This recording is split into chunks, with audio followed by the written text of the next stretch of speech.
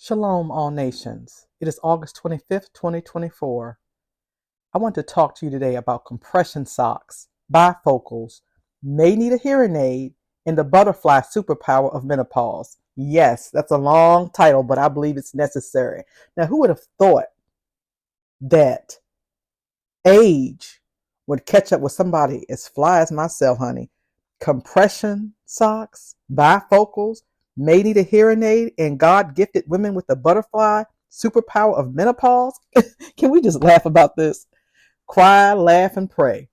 Menopause is not a disease. It's a transformation into freedom from God. Embrace the process. Before becoming a beautiful butterfly, we must first go through life stages. And when the caterpillar reaches full size, they form into a chrysalis or a pupa. Inside, they are undergoing a transformation or metamorphosis. The parts we recognize as a butterfly are beginning to form. In the beginning, we are eggs. All of our lives, we live as caterpillars, maneuvering our way through life. Puberty, prom, dating, jobs, marriages, babies, life.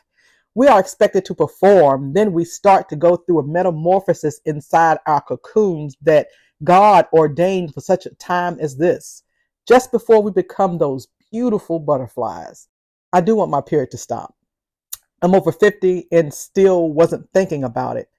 Fast forward a couple of years, I was living my life and received this text from my daughter. Fix your ways. You are becoming nasty. This is not you. You are a sweet lady. I paused and started thinking about how lately even my cat looked at me like, who are you?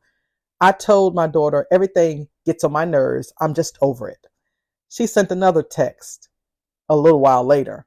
I've come to the conclusion that you are in the early stages of menopause, and that's why your responses are not what they usually are. It's our responsibility to support you in this time. You cannot control the changes that are happening, but basically you become over it during menopause. Laugh out loud. Literally everything, you're just over it, basically. And so I'm a religious woman, but I am for divorce if there is no love, if there's no respect or no agreement going on. Till death do you part is not always physical. It can be spiritual. The marriage is dead. Some of y'all have been cheating on good women for years and still don't take accountability for what you have done. I see why there are high divorce rates of marriages with women in menopause. Women are not with the shit anymore. They see things very clearly for what they are. And men, my advice to you is to be nice. Humble yourselves. Women have raised your families and put you and everybody else before themselves. Y'all have grown too comfortable. If you want to save the marriage, do date night, flowers. Tell your wife that you appreciate her and say, I love you often. Oh, you're going to have to come with it, brother. You had to come correct before you are replaced with somebody else and maybe somebody younger. She is older and wiser, and you can help that you are old as well. But you may be in midlife crisis and think everybody wants you. Even though Mr. Charlie won't rise, if you know what I mean. You are bald or got receding hairlines, dentures. Don't nobody really want you like that, bro. She just wants your money and the perks your wife gets. Sex and good cooking is not all it takes to hold a family for 30 years. Most of those whores stay in the street trapping prey and couldn't care less about stability.